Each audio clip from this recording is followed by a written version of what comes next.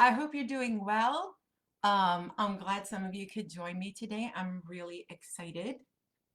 Um, I'm just going to give a second for anybody else who wants to join in. Um, I'm really excited to speak to you today. I hope you're having a good day. I'm really excited to speak to you today about this uh, question. What does your suitcase look like? And I know some of you may be saying, what is she talking about? And what does that have to do with kids or emotional uh, stuff? I don't get it. Where is she going with this? Well, just hold on. I'll get there. The question is, what does your suitcase look like? And I'm not talking about the suitcase that we take on vacation, right? So, um, I know that my vacation suitcase looks really different. I have my sunscreen, I have my bathing suit, my capris, my sunglasses, my flip-flops, right? Because I like to vacation in warm tropical weather, if at all possible, especially being a New Yorker. I really love to get away to someplace warm and sunny. But today I'm talking about a different kind of suitcase. And the suitcase I'm talking about refers to the baggage, the emotional baggage that we carry around with us. And it's stuff that we've accumulated over years.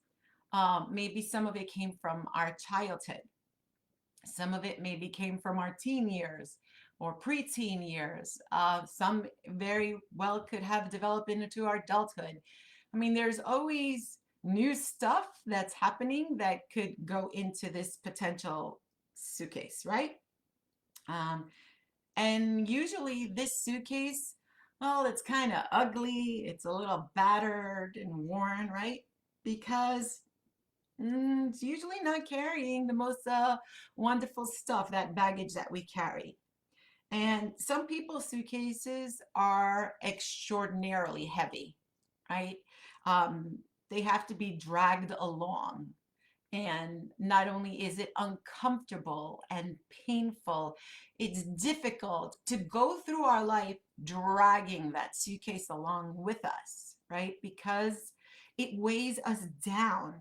And it has a tremendous effect on our emotions, on our behavior. It impacts the decisions we make because it really influences our mindset. It affects our self-esteem and can impact our relationships with other people as well. It's not just isolated to affecting us, but it affects people in our circle. It affects the people around us. Other people carry a much lighter suitcase, right? Maybe they haven't been through as much trauma or difficulty or pain in their life. Or maybe for some people, they've learned to unpack some of the things that they've been dragging around with them.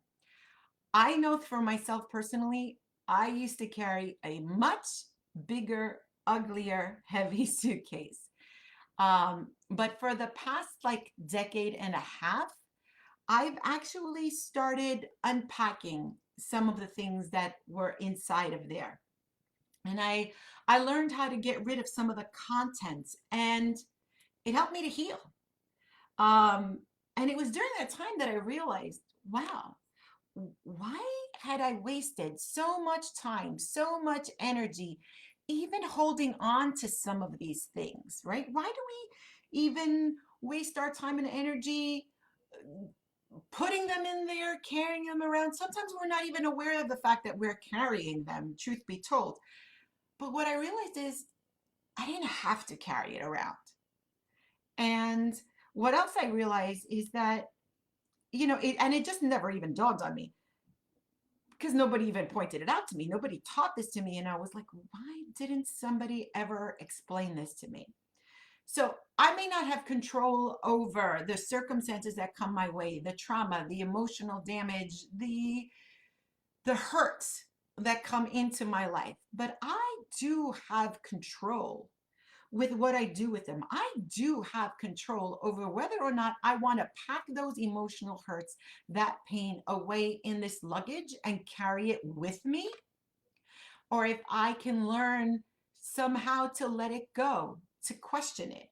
And when I thought about that, and I was like, wow, I wish I didn't do this from the time I was younger. And while I cannot go back in time and fix it, right? Can't time travel, would be nice, but can't do that. Um, what if, what if we could prevent somebody else from putting stuff into their luggage? And what if we could teach kids skills that would prevent them from taking those hurts, that pain, that trauma, whatever it is, and putting it into their suitcase so that they're not carrying around that suitcase with them, not through their childhood, not through their adolescence, not through their adulthood? What if we just could help them prevent filling up that suitcase in the first place? And that became a huge goal for me. As a matter of fact, it was one of the reasons I felt so strongly about it. I actually wrote a story about it, which I have in my Light Stories book, sorry, which is called The Big Ugly Heavy Suitcase.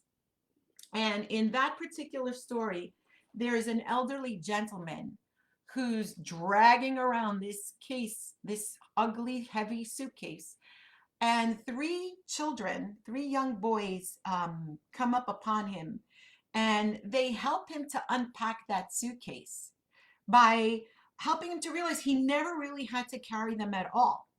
Right? Someday I'm gonna share that story with you and with your children. I think that you'll love it. It just sparks such great conversations with the kids, and kind of teaches them that there are certain things that we don't have to carry along with us, and we can get rid of them before they start weighing us down. But in order to teach kids how to either unpack their suitcase or prevent them from packing their suitcase with emotional pains and hurts, I think we need to first explain to them how the process usually starts. And it's funny because I this is something I had to learn in my adulthood. Not so long ago, actually, going back only maybe a little bit more than a decade or so. So I had to learn this. And what I came to realize is that it follows a pattern, right? It just doesn't happen out of the blue.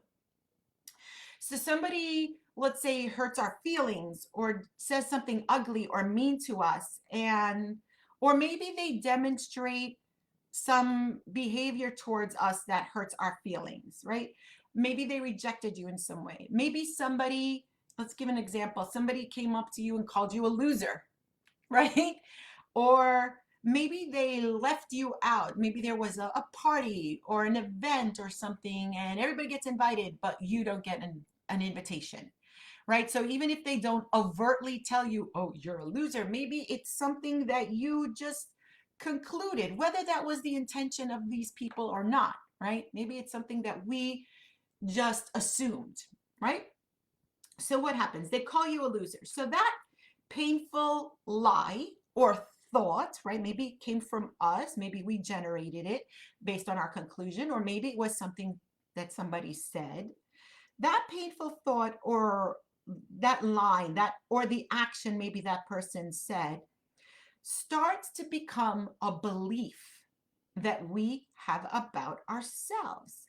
And then we start to label ourselves that way. So it goes from maybe just some words that one person said at one time, and it starts taking root and it becomes a belief that we have, a label that we start to believe about ourselves. Instead of thinking that person thinks I'm a loser, we start to begin to think I am a loser. And what happens when we do that is that inevitably that's going to influence our other thoughts. It's going to influence our behavior. It's going to influence our actions and our reactions to different things. And it's definitely going to affect our relationships with other people. Because inside, there's going to be this little conversation or this little tape player. I date myself with that, right? A little repeat inside of us that says, I'm a loser.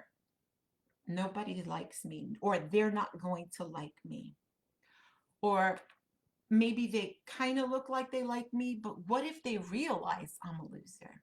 And it doesn't have to be a loser, it could be anything, right?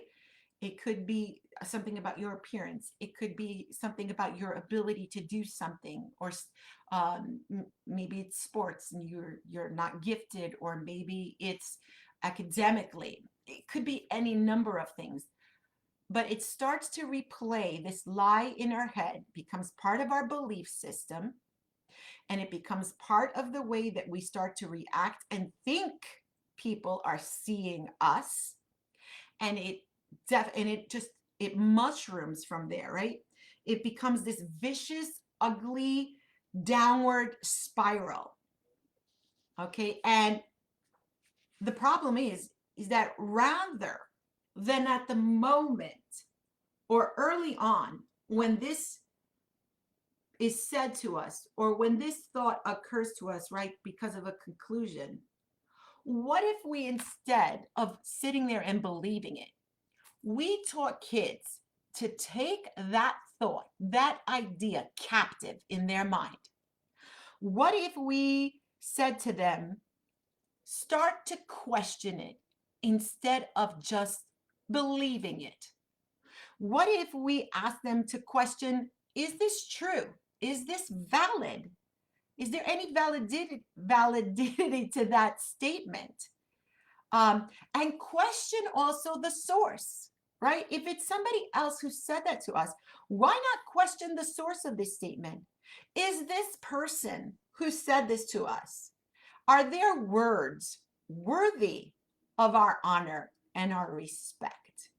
Is this something that we, you know, how honest or trustworthy or valid are these persons' thoughts or beliefs or statements? You know, it's so funny because it's only when we think about stuff personally that we look at things and we just accept it easier, right? It's much easier for us to believe a lie about ourselves than a lie about something else or somebody else. If somebody had said that to you about your best friend or a member of your family, you'd be the first to defend and say, hey, no, they're not. What are you talking about? I know that person. That's not who they are. Well, we know ourselves. And other people in our family and our friends know ourselves. So why not start to defend yourself inside, even if you don't have to say it to them outside? Start to, but no, I'm not a loser. What does that even mean? I'm a good person. I care about people. I do good for other people. That automatically breaks that definition off. And the other thing is, you know, if that person came up to us and said, the sky is green with purple polka dots, we would look at them like, okay, either you're blind or you're completely and totally misguided. But for some reason, when it's about us, we'll just accept it much easier. 500 people can give us compliments, and some will stick and some will not. But that one insult or hurtful thing, it's like it has super glue on it. But what if we said, no, I'm going to reject that? What if we taught kids to reject that lie and say, I do not receive it? Whether they say it to that person or not, whether they say it standing in front of a mirror and saying it to themselves, I do not reject that lie. I do not reject that idea. So that lie and that insult, whatever it is, doesn't have the ability to get embedded into their belief system and start to begin to change the way they look at themselves. Because we know once it starts going, it snowballs, right? We have to nip it in the bud. So part of that is teaching kids to question who the source is, to question whether or not that statement is true, to go to somebody else and ask a trusted friend, not just anybody, a trusted friend or family member, and to even question themselves. Say, no, that is not who I am, because we want to prevent that from snowballing and becoming bigger and getting embedded into them. And then lastly, I think one of the things that's really important to teach kids is that people who are hurting somebody, right? If they're using hurtful words or hurtful actions against you, these people are usually the ones who are hurting themselves. Um, One of my favorite quotes is by Joyce Meyer, and she says, hurting people hurt people. So we need to teach children also that people who are usually causing other people's pain are suffering from hurts of their own. Somebody who is healthy emotionally is not going to be doing that. This pattern or this behavior from that other person comes from a place of brokenness. And when we teach them that it is brokenness that causes this behavior, these words to come out of somebody, it helps them to lose some of their power. And another way that I like to look at it, it's kind of like the Wizard of Oz. Like a lot of people have seen the Wizard of Oz, right? When they go to see the wizard and then they finally realize that, you know, it's not this big wizard that's, you know, all knowing and all seeing and huge, and it's a curtain, right? And it's the illusion of this big wizard. And behind that curtain is just a scared person who feels kind of insecure, right? And is hiding behind that curtain. The wizard himself has insecurities, right? And he's trying to be intimidating to them when Dorothy comes with her friends. He's trying to be intimidating, but really, he's just this scared person hiding behind the curtain because he too does not feel like he is enough. Same thing. So the Wizard of Oz analogy is a really good one. And if we teach them that it is this insecure or this fearful or broken person that's just hiding behind this curtain, they may learn to feel sorry for this person, right? It might increase their feelings of pity or mercy towards them. And inevitably, this helps to loosen the sting of their words and actions, right? Because if you know when your family member, let's say you have a family member and they're really upset about something, and then they kind of snap at you, and then they say, sorry, I'm really upset about something else, I shouldn't have snapped at you, and you just kind of forgive them because you know that that's coming from some level of pain, some level of fear, some level of whatever frustration that they're going through at that time. We can be a little bit more forgiving when we know that that person is just feeling broken. And now, I'm not saying that if we teach these kids these strategies, that we can completely eliminate them from packing anything into their suitcase. I wish we could. Don't we wish that we could just prevent all kids, all people even, from packing that emotionally baggage filled suitcase? Absolutely. But even if we could lessen the load significantly, right? Even if we could just lessen it somewhat, wouldn't that be a wonderful gift to give to them? So I'm hoping, ladies and gentlemen, that these little helpful tips that I gave you today might help you be able to speak to your children about these things. Or maybe it's not even your children. Maybe it's even your best friend. These are not exclusively for children. These tips can help anybody.